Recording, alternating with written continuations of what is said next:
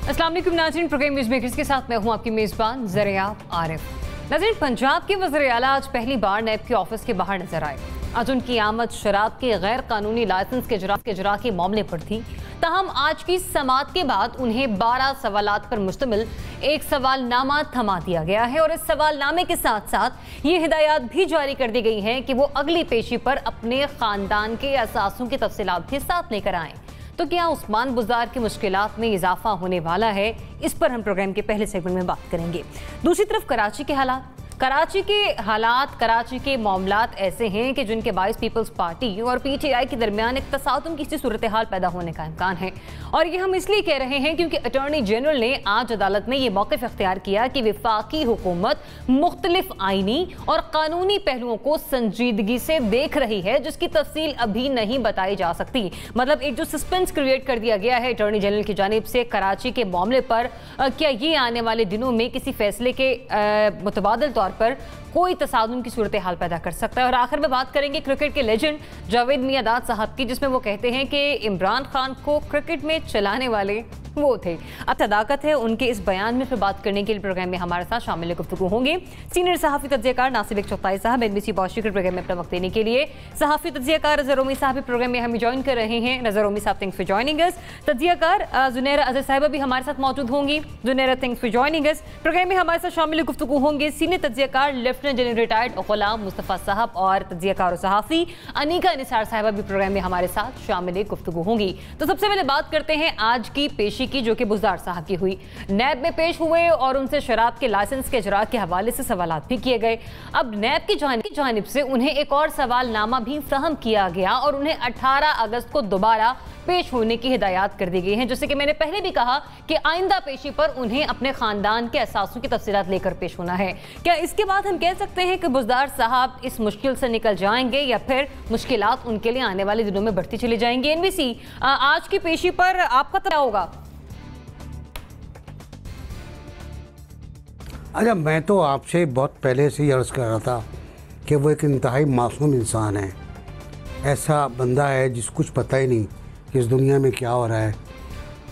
जब FIA की कार्रवाई हुई थी तो उसमें भी उन्होंने बता दिया था कि उन्हें पता नहीं काबीना में क्या हुआ है। जब उनसे कहा गया कि चीनी की सब्सिडी आपने दी तो उन्होंने कहा मुझे तो पता ही नहीं। आज भी यही हुआ है, हर सवाल पे पता नहीं। 1 घंटा 35 मिनट की 5 मिनट चाय के थे और 1 घंटा 35 मिनट की मुलाकात थी। और उस मुलाकात में पहले तो शक्कर के बारे में बात हुई, उनके जो PS हैं, साबिक PS, उनके बारे में बात हुई कि उन्होंने ये कहा और इस तरह लाइसेंस जारी हुआ, इस तरह धांधली हुई वगैरह वगैरह। उन्होंने कहा मुझे तो पता ही नहीं। उन्होंने कहा आप जानते हैं राहिल साहब को? उन्होंने कहा जब से सेक्रेटरी हुए थे मैं जानता था। तो मालूम हुआ वो तो उनको बरसों से जानते थे, वही मालूम हुआ। खैर, हर सवाल के जवाब में मुझे पता नहीं, मैं नहीं जानता, देख कर बताऊँगा, पूछ के बताऊँगा। उसके बाद फिर एक ज़ाती जो हुई है वो ये हुई है कि उनसे उनकी जो जायदाद है उसके बारे में पूछा गया। मसला शराब का था। अब मैं साकी पर कोई शेर नहीं सुनाऊँगा, ना शराब खाने पर कोई शेर सुनाऊँगा। मैं सीधा जाऊँगा कि उनसे मसला शराब का था कि नशा शराब में होता तो नाचती बोतल। नहीं कहूँगा मैं ये बात। तो शराब के बारे में बात करते, शराब की अक़साम के बारे में बात करते, शराब के परमिट के बारे में बात करते कि 22-23 साल के बाद ये परमिट क्यों जारी किया गया। तो वो केस तो ऐसा था ज़रियाब के शायद वो बच निकलते। लेकिन मुझे एक खौफ अब महसूस हो रहा है कि जो बाद में सवाल हुए ना, जायदाद, प्रॉपर्टी, कितना कैश है, फुप्पा ने आपके क्या नाम, खूबसूरत नाम फुप्पा का उनका, अमीर तैमूर ने 1 करोड़ रुपए लिए लाइसेंस के बदले। तो अब तैमूर अगर 1 करोड़ रुपये ले रहा है तो शर्मनाक है बहुत। तैमूर तो पूरे हिंदुस्तान का मालिक था। तो बहुत सी बातें खुल गई और बहुत सी बातें नहीं खुली हैं। इसका मतलब यह है कि हम जो देखते हैं नैब को कि रेफरेंस के अंडे बच्चे आते हैं बहुत से, और बाज़ औक़ात एक ऑक्टोपस आ जाता है, डायनासोर आ जाता है बाज़ औक़ात निकल कर। तो वो शायद याम हो। पहले मैंने कहा था कि शराब के परमिट पे कोई मसला नहीं है। अच्छा, अभी भी कोई मसला नहीं है। इनके कहीं दस्तखत नहीं है, इनका कहीं पे कोई रिकमेंडेशन नहीं है। कहा गया ऑफिस ने इन्फ्लुएंस किया। ऑफिस तो बहुत से लोग इन्फ्लुएंस करते हैं। तो फिर एनपीसी मसला आपको कहाँ दिखाई दे रहा है? वहां पर कि जहां पर असासों की तफसीलात मांगी गई हैं खानदान समेत? वहां पर मुझे लग रहा है कि जिमनी रेफरेंस आ सकता है शराब को छोड़कर। ठीक है, तो मतलब मुश्किलात अब आपको लग रहा है आने वाले दिनों में उनके लिए पैदा हो सकती है, इससे पहले आपको ऐसा नहीं लग रहा था। जनरल साहब हमें ज्वाइन कर चुके हैं। जनरल साहब thanks for joining us. General साहब, लग रही है आपको बुज़दार साहब की मुश्किलात आने वाले दिनों में बढ़ती हुई या निकल जाएंगी इजीली? देखिए, अगर तो अब नैब के रिकॉर्ड पे जाएं और जिस तरीके से बाकी इतने बड़े बड़े जो हमारे जगादरी किस्म के सियासतदान थे वो सब बच निकले हैं, मुल्क से बाहर चले गए हैं। और कल भी आपने देखा कि बड़ी अच्छा मुझे लगा कि हमने अपने जिस तरीके से क़वानीन की जो भी रूल्स हैं या जो भी कुछ भी है उन सब के हमने ऐसे बड़े आराम से इतनी धज्जियाँ बखेर दी हैं। और नई रवायत आ गई है कि भाई मॉब रूल है इस मुल्क में, जिसके पास ताकत है, 10 बंदे हैं, बंदूक है, मार खा सकता है, पैसे दे सकता है, तो उसी की ताकत है, उसी की हुकूमत है। तो ये कल का जो था ना, मुझे बड़ा अच्छा लगा इससे। लेकिन आज मुझे अफसोस हुआ कि जब चीफ मिनिस्टर पंजाब गए, वो अकेले गाड़ी में चले गए, बड़े दुख की बात है। और उनकी जो मसला उनका क्या था और मसला कहाँ पे आकर रुक रहा है। देखिए, ये जो इसके साथ बहुत सारी चीज़ें वैसे भी ज़ेरे लब लोग बात कर रहे हैं कि शायद ये बुज़दार साहब से जान छुड़ाने का एक ऐसा तरीका है जिससे सांप भी मरेगा और लाठी भी टूटेगी। तो वो एक तरीका कार, एक तो ये नुक्ता नज़र है लोगों का। दूसरा नुक्ता नज़र लोगों का ये है कि वाकई बुज़दार साहब इतने मासूम है कि शायद उनको पता नहीं चला। अब नैब ने जो बाकी उनसे सवाल किए हैं ना, उनसे शक ये पड़ता है कि नैब के पास कुछ ऐसी चीज़ें ज़रूर हैं कि जब इन्होंने परमिट दिया या इनकी ऑफिस ने इन्फ्लुएंस किया, तो इस इन्फ्लुएंस को या जो कहते हैं फैसिलिटेट करने के लिए जो बीच में दूसरे लोग थे उन्होंने फ़ायदा उठाया और अब उनके बारे में बातचीत इनसे पूछी जाएगी।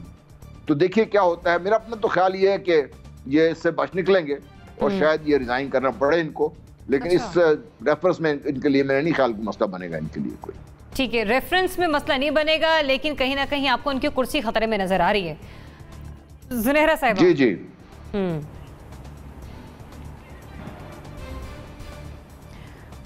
ये जो पर्टिकुलर केस है लिकर के लाइसेंस का, ये तो इसमें कोई ऐसी इरेगुलरिटी शायद हो जो एक होटल है उसको देना था इन्होंने, और वो जाते हैं, सभी को जाते हैं, इशू होते हैं, उसमें कोई ऐसी बात नहीं है।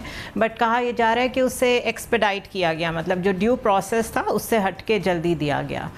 तो talking of the Pakistan we are living in, जहाँ पे और मेगा करप्शंस और इतने सारे मसाइल हैं और उसके लोग भी आते हैं और निकल के चले जाते हैं, कंपेयरिंग टू दैट ये एक छोटा सा रूल्स एंड रेगुलेशंस का इशू है। तो इस पर्टिकुलर केस में तो मुझे नहीं लगता कि कोई इतनी जान है कि बुज़दार साहब को घर जाना पड़ जाए, एक्सेप्ट के कोई और केसेस हों, कुछ और ऐसे मामलात हों जिसकी लोग बात कर रहे हैं, कुछ रिंग रोड की एक्सटेंशन की बात हो रही है, blah blah blah, I don't want to go into the details. तो उसका अगर कोई मामला हो और उस पर कोई ठोस शवाहिद पास हो नैब के, तो दैट इज़ डिफरेंट। और इंडिस्पेंसिबल तो कोई भी नहीं होता, इनको जाना पड़ेगा, because morally stand Imran Khan का यही है कि अगर आपके ऊपर कोई बहुत गंभीर इल्ज़ाम है तो आप पहले जाके उसको साबित करें या उसको निगेट करें और फिर आके आप ज्वाइन करें, पहले रिज़ाइन करें। बट ये बड़ा एक इंटरेस्टिंग ब्लेंड था जो कुछ कल हुआ और जो कुछ आज हुआ।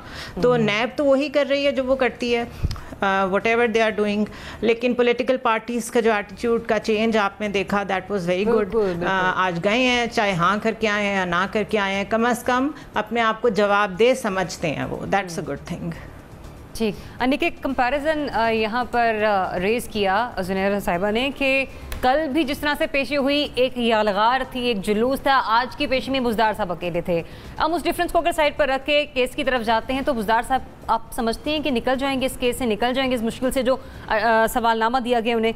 देखिए, केस के बारे में वाजे होना बड़ा इम्पोर्टेंट है। वो इसलिए क्योंकि ये केस इलीगैलिटी का है।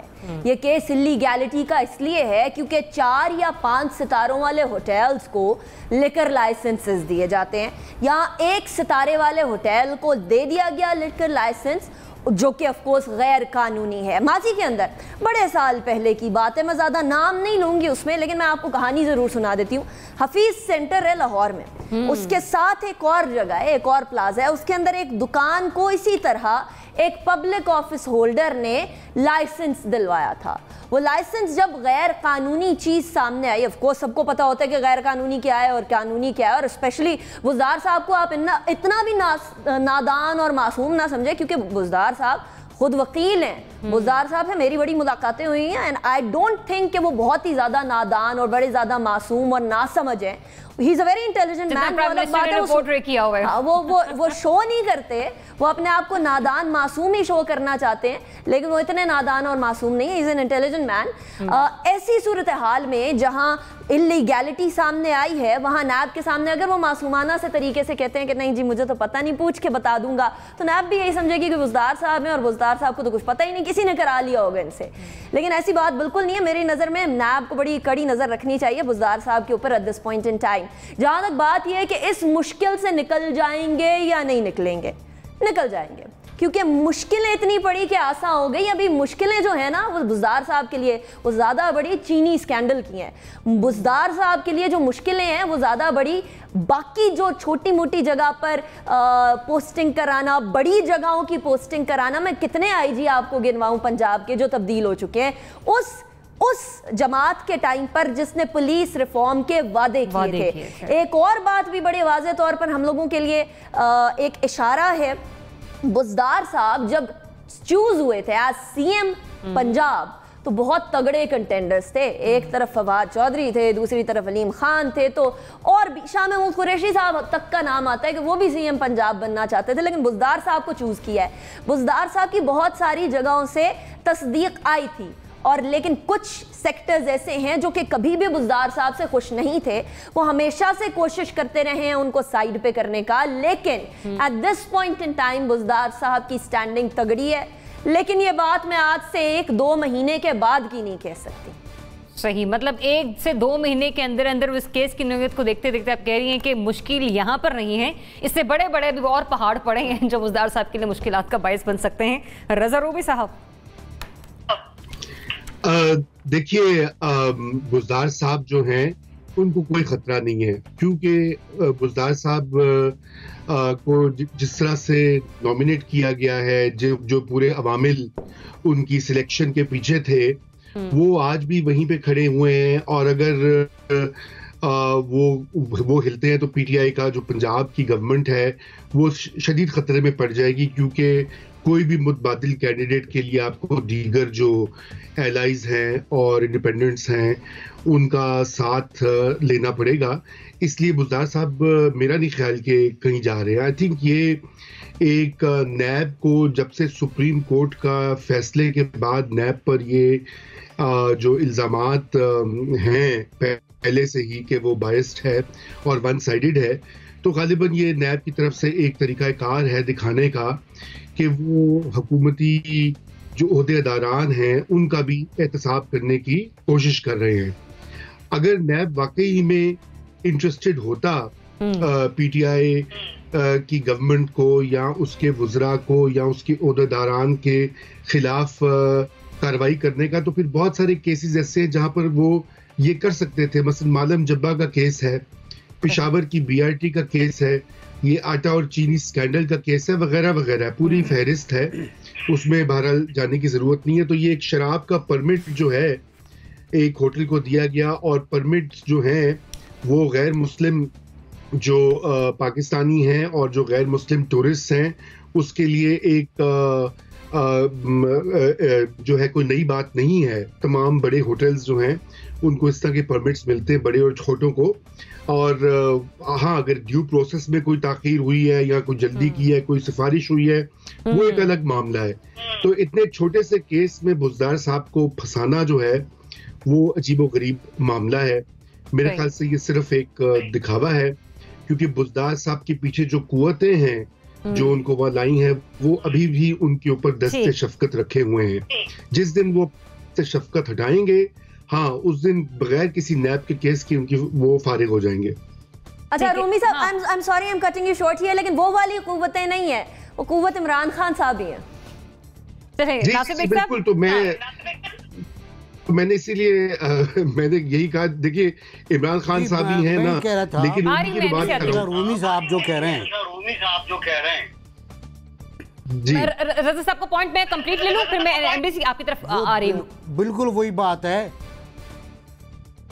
जी जी बताएं। जी रोमी साहब क्विकली कंप्लीट कीजिए ताकि फिर मैं जा सकूं। हाँ बस मैं जी बस वो मैंने यही बात कही कि बिल्कुल इमरान खान साहब ही हैं, इमरान खान साहब की वो चॉइस हैं, और उनके पीछे जो है मैंने सुना रूहानी कुव्वतें भी हैं, तो इसलिए वो अभी यहाँ पर मौजूद हैं और कोई उनका जाने का इम्कान नहीं है।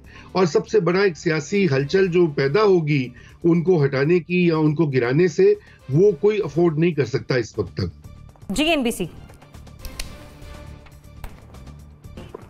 जी बिल्कुल रज़ा रूमी साहब सही कह रहे हैं। मैंने नहीं कहा कि वो जाने वाले हैं। मुश्किलात में इजाफे का सवाल है आपका, और उसी सवाल पर मैं बात करनी चाहिए। मुश्किलात में इजाफा बिल्कुल होगा उनकी, आना जाना जब लैब में होगा उनका तो मुश्किलात तो बढ़ेगी ना, खबरें बढ़ेंगी, पता नहीं, मालूम नहीं, ये सब बातें सामने आएंगी, तो उनकी जो एक नफ्सियाती कैफियत है वो भी सामने आएगी ना। तो बिल्कुल सही बात है, वो नहीं जाएंगे। और मैं तो इससे बड़ी बात कह चुका हूँ कि उस्मान बुज़दार और इमरान खान साथ जाएंगे। जनरल फजल हक ने कहा था, जनरल साहब को याद होगा ज़ियाउल हक से, तो जब उन्होंने कहा कि तुम हट जाओ तो उस जनरल फजल हक ने कहा हम दोनों साथ जाएंगे। तो यही सूरत है। बुज़दार साहब, मैंने फ्राइड को कोट किया था पिछले हफ्ते कि बुज़दार ने कहा, फ्राइड कहता है कि जो मासूम नज़र आता है वो मासूम नहीं होता। तो मैं उस बात पर भी कायम हूँ आज कि वो मासूम नहीं होता। फिर वो जो सहरा नशीन हो वो तो मासूम हो सकता ही नहीं, वो तो सहरा के सांपों से बच के निकलता है। तो बुज़दार साहब बहुत अक्लमंद आदमी हैं, और हम मुहावरे में बात करते हैं, मुश्किलात बढ़ेंगी लेकिन जाएंगे नहीं। इमरान खान का दस्त शफ़क़त है, कल भी दिया गया है, कल रात को भी मीटिंग हुई है, उनका बेटा फिक्र नहीं करो, जाओ जाके बैठ जाओ, कह देना मुझे नहीं। मुश्किलात बढ़ेंगी, जाने वाले वो कहीं नहीं है। जी जनरल साहब आपको ऐड करना चाह रहे हैं, फिर मुझे क्विकली अगले सवाल की तरफ। देखिए जो चेस जानते हैं, खेलना जानते हैं, वो जानते हैं कि जब आपने जो मूव्स चलते हैं ना, मूव्स में आपको जो ज़ाहिर नजर आता है उसके होता नहीं है चीज़। ये मुझे लग यूँ रहा है कि जो वज़ार साहब के खिलाफ पंजाब में और मरकज़ में कुव्वतें हैं, उन्होंने एका किया हुआ है, और वो कुव्वतें बाकायदा हुकूमत में रही हैं, और उनके दस्ते शफ़क़त जो हुकूमत के मुख्तलिफ जो लेवल्स हैं ब्यूरोक्रेट्स के, उन पर रहा है उनका, और कईयों ने तो खुद अपनी मर्जी से भर्ती करवाए हैं। तो ये गेम इतनी सादा नहीं है जो नजर आ रही है। शराब का परमिट नहीं है, इसकी परमिट की जरूरत भी नहीं है। हमारे इलाकों में तो वैसे ही इतनी खुली मिल रही है, उनको रोका जाए किसी तरीके से तो बेहतर है, वरना तो मसला इतना बड़ा नहीं है। चलें जिस मामले की तरफ आप इशारा करें, बुज़दार साहब खुद भी इस बारे में कह चुके कि हमारे खिलाफ मुनज़्ज़म तौर पर प्रोपेगेंडा किया जा रहा है। आगे बढ़ते हैं, अगले सवाल की तरफ जाते हैं। सिंध की बात, कराची का हवाला लेते हैं। सुप्रीम कोर्ट ऑफ पाकिस्तान में सिंध हुकूमत की कारकर्दगी के हवाले से सख्त रिमार्क्स सामने आए, और दौरान समाअत अटॉर्नी जनरल जनाब खालिद जावेद साहब ने कहा कि कराची इस वक्त एक यतीम शहर बना हुआ है, ताहम वफाकी हुकूमत कराची को बचाने के लिए मुख्तलिफ कानूनी और आइनी ऑप्शंस पर गौर व फिक्र कर रही है। मतलब कराची के हवाले से सभी को तशवीश लाहक है कि कराची के मसाइल को दूर कैसे करना है। और इससे पहले भी हम गवर्नर राज की बातें सुनते आए हैं, उस वक्त भी एक वावेला सा देखने को मिला था कि गवर्नर राज लगाने नहीं देंगे, ऐसा हो नहीं सकता, कराची को दो हिस्सों में तकसीम नहीं किया जा सकता। अब आज चूंकि अटॉर्नी जनरल ये खुद बात कर रहे हैं, तो क्या हम कह सकते हैं कि अनकरीब कराची के मामले पर पीपल्स पार्टी और पीटीआई में तसादुम का खतरा है? एनबीसी ये खतरा भांप रहे हैं आप? नहीं, ऐसा कोई खतरा नहीं है, क्योंकि असल में बात क्या है, सुप्रीम कोर्ट इतनी मतलब गुस्से में, बिल्कुल और बिल्कुल सही गुस्से में है। सिंध में, कराची छोड़ दें आप, पूरे सिंध में कुछ नहीं हुआ जी। पूरे सिंध में अगर आप हालात देखें, अब दादू का आप हाल देखो ना भाई, जहाँ सैलाब आया हुआ है, जूही शहर में पानी दाखिल हो चुका है, फिर पूरे मुल्क का आप हाल देखो। तो मैं पहले कराची बनाऊंगा कि चीफ जस्टिस फैसल अरब और अटॉर्नी जनरल तीनों कराची के हैं, तो वो दुख महसूस करते हैं, वो दर्द महसूस करते हैं, वो इस बर्बादी का उन्होंने वो ज़माना भी देखा है कि जब कराची एक अच्छा शहर हुआ करता था बकौल शख्स से, लेकिन उन्होंने यकीनन ज़ियाउल हक से लेकर अब तक का पूरा दौर भी देखा है कि ख़राबी कहाँ कहाँ पैदा हुई, किस किस तरह पैदा हुई। आज कराची यतीम हो गया, ये बात तो मुस्लिम अहम के लंदन भी कहती है, मैं किस बात पे यकीन करूँ? अटॉर्नी जनरल की बात पे यकीन करूं या उनकी बात पे यकीन करूं, लेकिन कराची बेसहारा है भी नहीं है। कराची में पीटीआई है, कराची में पीटीआई की नशिस्तें सबसे ज़्यादा हैं, कौमी असम्बली की और सूबाई असम्बली की। फिर कराची के जो लोग कहते हैं हम असल वारिस हैं, एमक्यूएम वाले हैं, तो यहाँ कुछ करें ना, वो करके बात करके अपनी जो प्रोजेक्ट के पैसे मिलते हैं उनको वो खर्च करें अपने अपने हल्कों के अंदर। सिंध हुकूमत से तवक्को रखना इस सूरत हाल में मेरा ख्याल है मुनासिब यूँ नहीं है कि अभी वो कुछ इंतज़ार कर रहे हैं, 28 अगस्त तक का इंतज़ार कर रहे हैं शायद वो लोग। सिंध हुकूमत ने गुज़िश्ता 10 साल में जो लापरवाही का मुजाहरा किया है वो बहुत बड़ी नाक़िस गलती है उनकी, और उनको पे करना पड़ेगा उसको, दे हैव टू पे। जहाँ तक ताल्लुक अटॉर्नी जनरल का कानून का, मैं कानून का तालिब इल्म नहीं हूँ, मैंने आइन पढ़ा है। आइन में मुझे ऐसी कोई शक नज़र नहीं आती जो आपके जहन में है। ज़्यादा होता है कि सूबाई हुकूमत की मशवरे से ये होगा, सूबाई हुकूमत के मशवरे से NDA में जाएगी, सूबाई हुकूमत के मशवरे से कराची में ऑपरेशन होगा, सूबाई हुकूमत की वगैरह वगैरह वगैरह। तो जो इख्तियारात प्राइम मिनिस्टर के हैं उससे ज़्यादा इख्तियारात चीफ मिनिस्टर के हैं, सही, ये प्राइम मिनिस्टर भी कह चुके हैं। तो जिस तरह आरिफ अलवी प्राइम मिनिस्टर इमरान खान को बरतरफ नहीं कर सकते, इस तरह इमरान खान या गवर्नर बरतरफ नहीं कर सकते मुराद अली शाह को, ना असम्बली तोड़ सकते, असम्बली तोड़ने के किस्से ख़त्म हो चुके। तो उनके जहन में मेरा ख्याल है कुछ ऐसा है कि सिंध हुकूमत की मदद की जाए, उनके ऊपर कुछ प्रेशर डाला जाए, कुछ प्रोजेक्ट्स दिए जाएं, K4 के पैसे दिए जाएं, हुए हैं NFC के पैसे दिए जाएं, साथ ही साथ सड़कों की तामीर की जाए। कच्ची बस्तियां हमारे शहर का सबसे बड़ा मसला है। ठीक है अनिका, अटॉर्नी जनरल का आज का मौक़िफ़ से अदालत में रहा, उस पर मेयर कराची की ओहदे की मुद्दत ख़त्म होने की सूरत हाल भी एक तरफ हम अगर उसको भी मद्देनज़र रखें, ऐसे में इस तरह का मौक़िफ़ सामने आना ये कोई ख़तरे का सबब बन सकता है PTI और पीपल्स पार्टी के दरमियान? मेरे ख्याल में PTI और पीपल्स पार्टी के दरमियान कभी ख़तरा टला ही नहीं था जो कि ख़तरा और ज़्यादा बढ़ जाए। ये ख़तरा तब से शुरू हुआ जब कराची के बासियों ने पीपल्स पार्टी से तंग आके PTI को वोट दिया।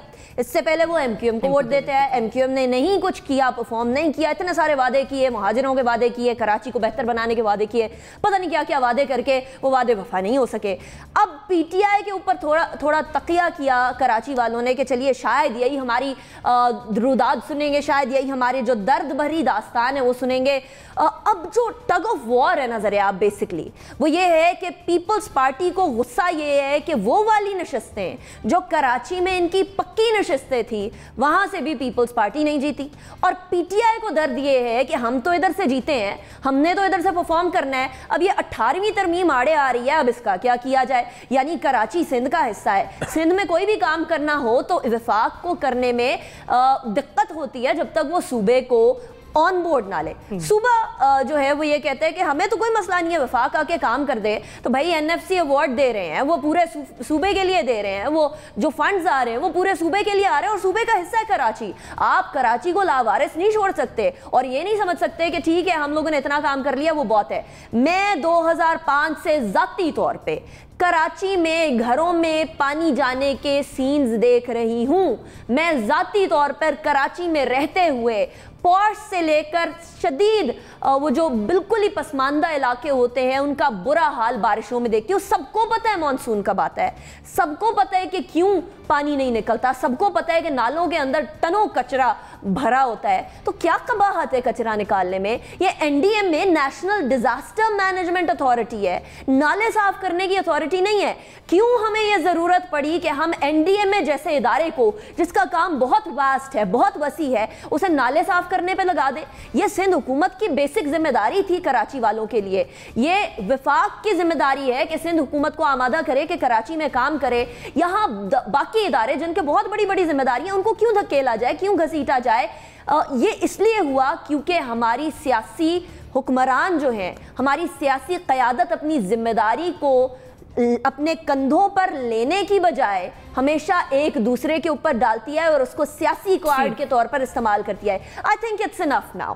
इससे बढ़ के अब अवाम का सोचें, अपना बहुत सोच लिया, सियासत भी बहुत हो गई। सबको पता है कि सिंध जो है वो पीपल्स पार्टी के पास ही रहना है अगले कई सालों तक। तो पीपल्स पार्टी खुदा के लिए कराची वालों की ये दर्दनाक, दर्द भरी कहानी सुन ले और इसको हल करे। मुख्तसर है कि खतरा अभी टला नहीं। रज़ा रोमी साहब बताइए, आप देख रहे हैं किसी किस्म के तसादुम के खतरे को आज की स्टेटमेंट के बाद?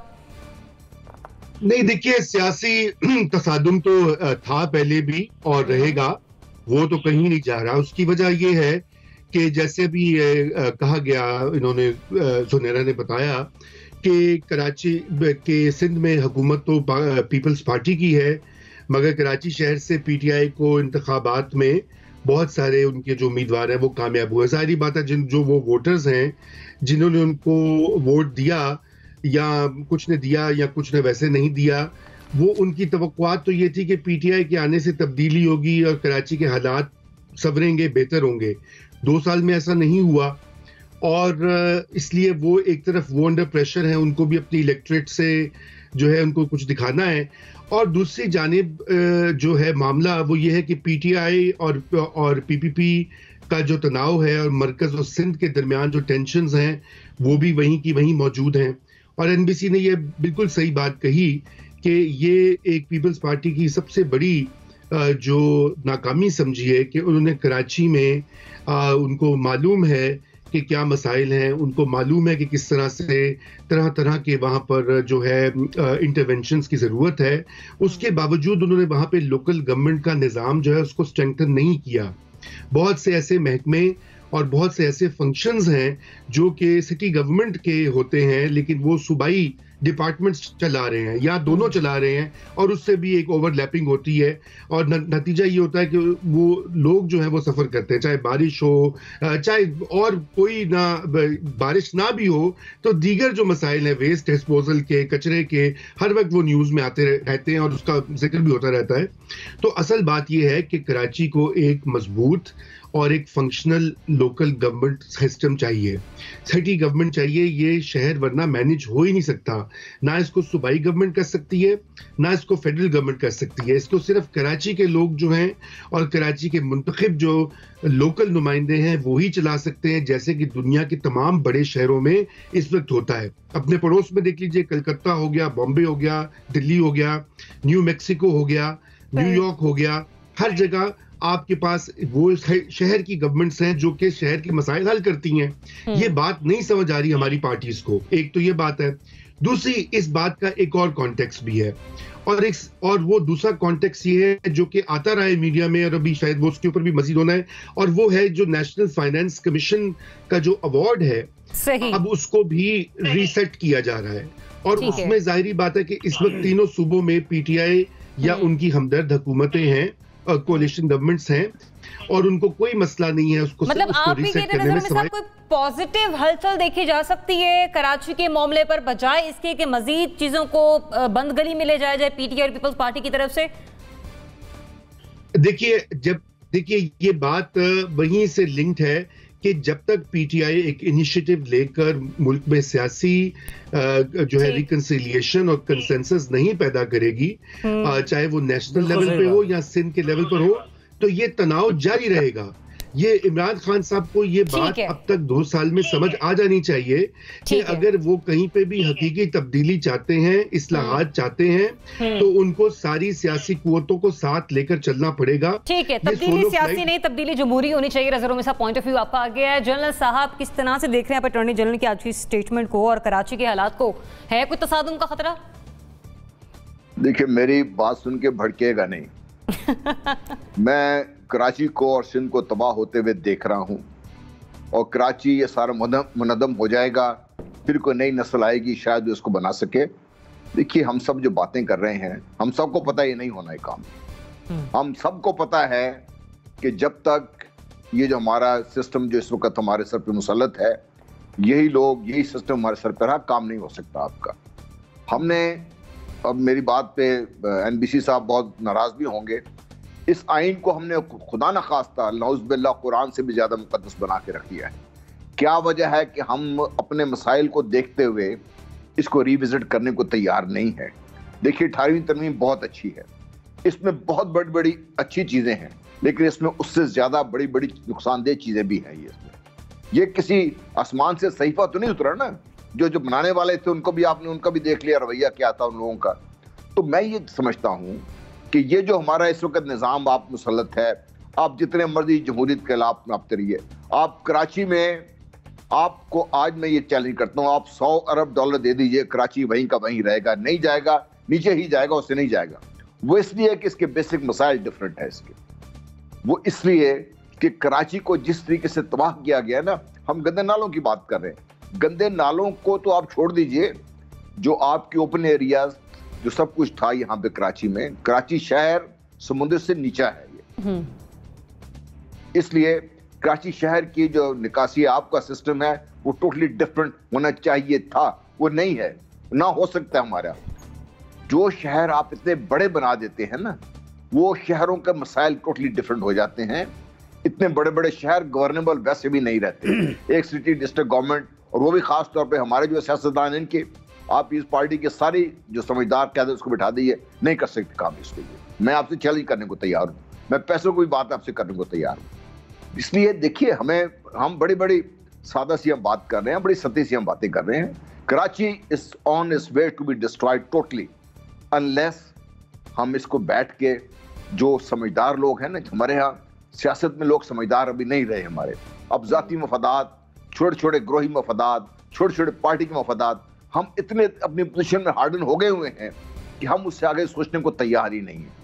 नहीं तो जनरल साहब, मेरी मुश्किल भी यहाँ पर आसान करे ना, कि आपको लगता है कि पीटीआई, जिसने अटॉर्नी जनरल ने आज स्टेटमेंट दी है, पीटीआई वाकई में इस तरह का कोई सोच विचार कर रही है? करना चाहिए, अगर नहीं कर रही तो पीटीआई की भी गलती है। पीटीआई क्या कर लेगी इसके बगैर, वरना PTI is doomed in Karachi, PTI is doomed in Sindh. ठीक है जुनेरा।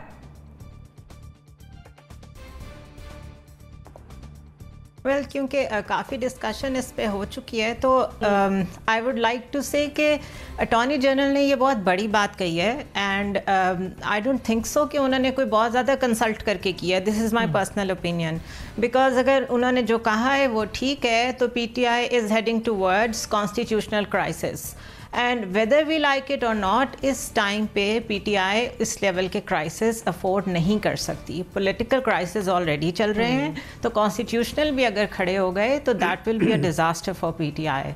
जहाँ तक ताल्लुक है कि ऐसा क्यों हो रहा है, कब से हो रहा है, चीफ जस्टिस ने एक एक बात सही कही है, but we are still bound. Everybody wants कि कराची ठीक हो जाए, हम अभी भी बाउंड हैं कॉन्स्टिट्यूशनल फ्रेमवर्क में रहने के, और पीपल्स पार्टी क्यों मानेगी कि आप ऐसे चेंजेस लाएं कॉन्स्टिट्यूशन में जिससे उनके हाथ से वहाँ की गवर्नमेंट चली जाए। तीसरी चीज़ ये कि ये मत भूलें कि एक ग्रेट डिज़ाइन के तहत over the period of time Karachi को इस हाल तक पहुंचाया गया है। यहाँ पे जो स्ट्रेटेजिक इंटरेस्ट हैं वो इंस्टेबिलिटी के हैं, जो पॉपुलर वर्ल्ड में इस वक्त इंटरनेशनल ऑर्डर चल रहा है। आप कराची को जितना इंस्टेबल रखेंगे उतना ज़्यादा उनके अज़ाइम पूरे होते हैं यहाँ पे नज़र आएंगे। इसलिए अब वो गवर्नेंस की हद तक जब वो क्राइसिस आ गए हैं तो आप समझ जाएं कि वो लोग कामयाब हुए हैं, एंड द ओनली एलिमेंट जिसने अभी तक कराची को समेट के रखा हुआ है दैट इज़ पाकिस्तान आर्मी। तो शायद आपने वो वीडियो देखी हो जिसमें एक मेजर साहब इंडियन आर्मी के कह रहे थे कि because the only element which is in are way towards the anarchy in Karachi is Pakistan army. तो पाकिस्तान में तो कत्ल कराना बहुत आसान काम है, आप 1 लाख रुपया दें और बंदा कत्ल करा दें, तो आप उन्हीं लोगों को 10 लाख रुपया दें और उनसे कहें कि जहां पाकिस्तान फौज का बंदा नजर आए उन्हें गोली मार दो। So this is the easiest thing to do. तो जब इस लेवल की बातें हो रही हों तो जो मैं और आप बातें कर रहे हैं वो तो बहुत मामूली बातें हैं। So we need to understand कि ये कितना बड़ा मामला है और कितना सीरियस मामला है। ठीक है, NBC 8 यू कमेंट क्विकली, फिर मुझे ब्रेक की तरफ जाना है। मैं बिल्कुल जनरल साहब का बहुत एहतराम करता हूँ, बड़ी मोहब्बत करता हूँ उनसे मैं, और लेकिन 18वीं तरमीम के बारे में जनरल साहब ने जो कुछ कहा मैं उससे भी इत्तफाक करता हूँ।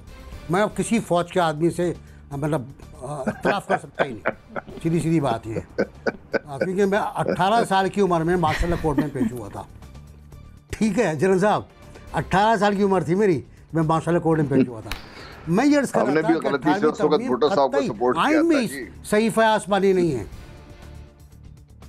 नहीं भुट्टो साहब नहीं, बस जर्नलिस्ट था, आइन भी सहीफ़ा आसमानी नहीं, मेरी बात सुन रहे हैं, तो 18वीं तरमीम उसका हिस्सा है, वो भी सहीफ़ा आसमानी नहीं है, उसकी तरमीम कर लें आप, मैं आपको ऑफ़र कर रहा हूँ, उसमें आप कुछ भी डाल दें, उसमें डाल दें कि जनाब असम्बली में तोड़ सकते हैं आप, 58(2) भी वापस ले आइए, वापस ले आइए आप वही चुभ रही है ना आप लोगों को, 58(2) भी नहीं है तो वो वापस ले आइए आप आइन कौमी असम्बली में जाकर, या फिर कुछ ऐसा इक़दाम कीजिए कि जो आपको वो आपके वो जो मकासद हैं वो पूरे करने दें। मैं ये जानता हूँ, समझता हूँ कि इस शहर की तरक्की, इस शहर का ग्रोथ पाकिस्तान की तरक्की से और पाकिस्तान की बका से वाबस्ता है।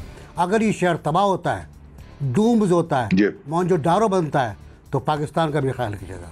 ठीक है, जुनैरा के कमेंट के साथ मैं कंक्लूड करूंगी सेगमेंट को कि सियासी दुश्वारियां पहले ही पीटीआई के लिए बहुत सारी हैं, ऐसी मुश्किलात पीटीआई के लिए for the time being affordable नहीं है, लिहाजा पीटीआई से गुरेज ही करेगी। अब सिचुएशन आगे क्या रहती है इस पर बाद में बात करते हैं, मुझे बढ़ने ब्रेक की तरफ, स्टे ट्यून्ड।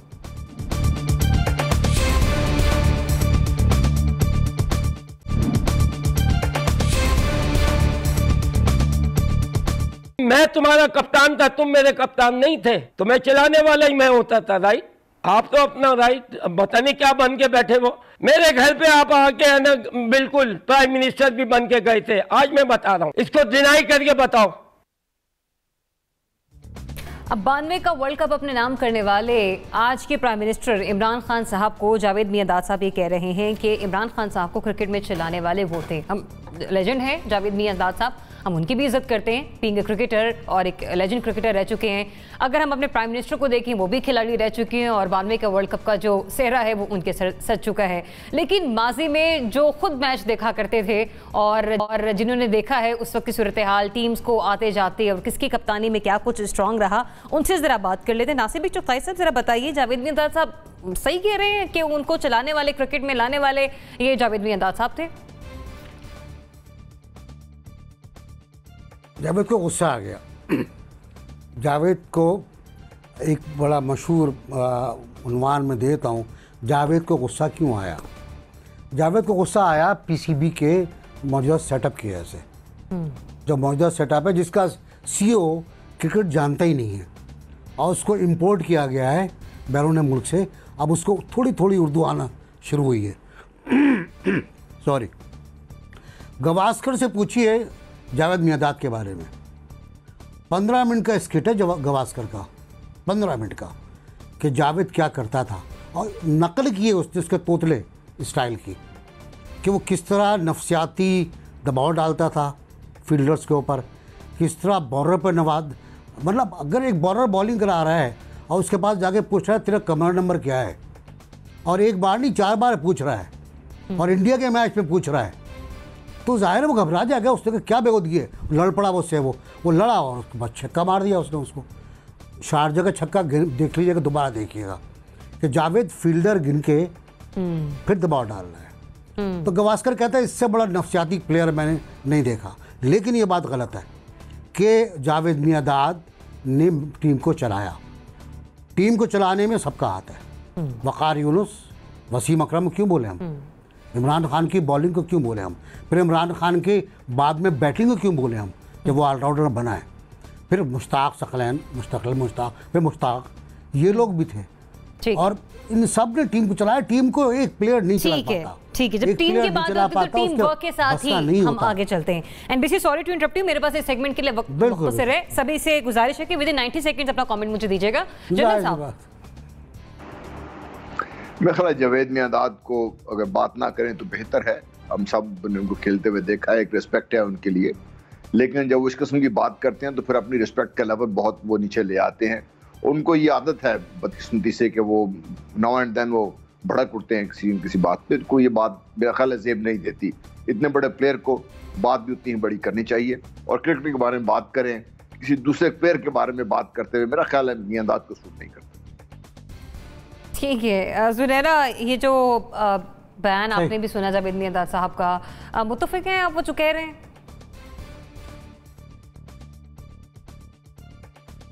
मेरे ख्याल है वो ज़रा जज्बाती हो गए और उसमें उन्होंने ये बोल दिया जो कुछ भी बोला है, क्योंकि वो इंसान भी है ना, हम हीरोज़ को समझते हैं कोई वो एक्स्ट्रा टेरेस्ट्रियल उनमें फीलिंग्स होनी चाहिए, वो इंसान भी हैं, गुस्से में भी आ जाते हैं। मेरे ख्याल है जो इस वक्त पीसीबी का हाल हो रहा है और जो डोमेस्टिक क्रिकेट जिस तरीके से सफ़र कर रही है वो उसकी वजह से जज्बात में आए हैं। तो मुल्क के लिए ही बोल रहे हैं ना, तो कोई बात नहीं, अगर थोड़ी सी जज्बाती बात कर दी हमें उसे इग्नोर कर देना चाहिए। मतलब आप कह रही हैं कि जज्बात की लौ में बह गए जावेद मियांदाद साहब, अदरवाइज वो कुछ ऐसी इस किस्म की बात नहीं करना चाह रहे थे।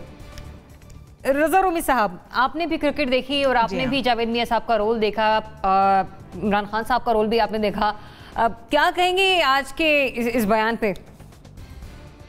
नहीं, वो मेरे ख्याल से जो अभी कहा सुनहरा ने, मैं अग्री करता हूँ, इंसान है और जज्बात में लोग आ जाते हैं, जोश में आ जाते हैं, गुस्से में आ जाते हैं और इस तरह की बातें कर देते हैं। तो मेरे ख्याल से वो उनकी लेकिन मैं खान साहब को जो है बड़े दिल का मुजाहरा करना चाहिए, उनकी बात सुननी चाहिए, चाहे वो क्रिकेट अमूर की तरफ तवज्जो दिलवा रहे हैं, पीसीबी की तरफ दिलवा रहे हैं, और मेरे ख्याल से शायद उन्होंने एरोगेंस का भी कुछ जिक्र किया, तो वो भी उनको देखना चाहिए। उनके साबिक कॉलीग हैं, उनके दोस्त हैं, कॉमरेड हैं, तो इस तरह की जो बातें होती हैं उससे आप सीखते ही हैं अपने दोस्तों की तनकीद से, उससे कोई बुरी बात नहीं है। लेकिन मेरा ये ख्याल है कि इस तरह की आपको पब्लिक स्टेटमेंट्स में इतना ज़्यादा गुस्से में नहीं आना चाहिए, क्योंकि उनका जावेद मियांदाद साहब का अपना भी स्टैचर है।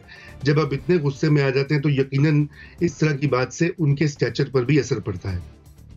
अनिका, जो बात की जावेद मियांदाद साहब ने, उस पर आपका पॉइंट ऑफ व्यू क्या है? देखिए ज़रिया, यहाँ दो जाविये हैं, एक इमरान खान साहब का, एक जावेद मियांदाद साहब का। जावेद मियांदाद साहब और इमरान खान साहब, जब इमरान खान प्राइम मिनिस्टर बने तो मुझे याद है जावेद मियांदाद ने उनको थपकी दी कि आप वज़ीर आज़म बने, हम आपके साथ हैं। ऐसा शख्स जब इस कदर गुस्से में आए तो वो एकदम से क्रैक नहीं करता। कुछ ऐसा हुआ है जो जावेद मियांदाद इस पॉइंट पे आए, and rightly pointed so by NBC के क्रिकेट का ये हाल देखकर एक क्रिकेट का साबिक लेजेंड प्लेयर वो यकीनन गुस्से में आएगा। मेरा नहीं ख्याल कि इमरान खान साहब को इनको बिल्कुल नज़रअंदाज कर देना चाहिए इस बात को। पुराने दोस्त कभी लूज़ नहीं करने चाहिए, और उनकी बातें, वो दोस्त वो नहीं होता जो हर वक्त आपकी तारीफ करता रहे, दोस्त वो भी नहीं होता जो हर वक्त आपके जो है वो कसीदे पढ़ता रहे, वो दुश्मन होता है जो हर वक्त आपकी तारीफ करे आपके बुरे काम पे भी। तो अगर जावेद मियांदाद साहब ने इस तरह की कोई बात की है तो मेरे ख्याल में उनसे मशवरा ले लेने में कि वो क्या चाहते हैं और क्रिकेट में क्या बेहतरी चाहते हैं और उनके तर्ज में, इमरान खान साहब के तर्ज में उन्हें क्या गड़बड़ नजर आ रही है, पूछ लेने में कोई मजाक नहीं है। ठीक है, तो मतलब जो जावेद मियांदाद साहब ने कहा, प्राइम मिनिस्टर साहब उसे दोस्त की हैसियत से देखी, अच्छी तनकीद और बुरी तनकीद दोस्त ही करते हैं और इसको हमें लेकर आगे चलना चाहिए। अभी आप सबने मेरे लिए वक्त इतना छोड़ दिया कि मैं चौथा सवाल भी आज शामिल करने जा रही हूँ। कोरोना पे बात करें, 92% केसेस जो है पाकिस्तान में वो सेहतयाब हो चुके हैं, और इसमें हमने ये भी देखा है कि फाल केसेस 2% के लगभग इसमें अमवात सामने आई हैं। सवाल यह है कि पाकिस्तान क्या कोरोना के बड़े खतरे से बाहर आ चुका है? जलन साहब, क्विकली प्लीज आपका आंसर विद इन 30 सेकेंड्स। हम निकल चुके इस खतरे से बाहर? जी नहीं, मैं नहीं समझता खतरे से बाहर निकल चुके हैं, लेकिन यहाँ पे मैं ये भी कंसीड करना चाहूँगा कि मैं भी बड़ा क्रिटिसाइज किया था गवर्नमेंट को, लेकिन I think our governments have done a good job. Promises की भी और जो फेडरल गवर्नमेंट ने अच्छा काम किया है और अच्छा अल्हम्दुलिल्लाह मैनेज किया है, और अल्लाह ताला का बड़ा फजल करम रहा है। ठीक है, लेकिन we are not out of it. Anika, देखिए, जब तक वैक्सीन नहीं बनती तो बिल्कुल भी कोरोना का खतरा किसी भी मुल्क से टलता नहीं है, तो पाकिस्तान के ऊपर भी वही चीज़ लागू होती है। यहाँ NCOC ने जिस तरीके से, और NCOC कोई सियासतदान का नाम नहीं है, NCOC बहुत सारे इदारों का मिलाप था जिसने मिलकर पाकिस्तान के अंदर बहुत अच्छा काम किया। We must appreciate them, we must appreciate Imran Khan as well, क्योंकि हम smart lockdown, soft lockdown, hard lockdown को बड़ा मजाक का निशाना भी बनाते रहे, बट दैट वर्क। NBC, हाँ, मेरा ख्याल है NCOC को बाकायदा एक अदारा बना दिया जाए, मुस्तकिल अदारा बना दिया जाए, उससे काम लिया जाए। जहाँ तक ताल्लुक़ है कि हम खतरे से बाहर आ गए, तो न्यूजीलैंड खतरे से बाहर आ गया था। 100 दिन तक, मैंने आपको बताया भी था, बड़ा खुशी का इज़हार किया था कि 100 दिन तक वहाँ कोई केस नहीं हुआ। 101 दिन के बाद वहाँ 4 केस आ गए और उन्होंने फिर लॉकडाउन शुरू कर दिया है, क्लस्टर लॉकडाउन कर रहे हैं वो लोग। अमेरिका की सूरत हाल भी यही है। तो ये स्ट्राइक बैक करता रहेगा जब तक वैक्सीन नहीं बनेगी। और अच्छी खबर ये है कि मास्क को शायद तैयार कर चुका है। चलिए, आई विश जस्ट होप कि ये इंशाल्लाह as soon as possible market में भी आए। जुनेरा,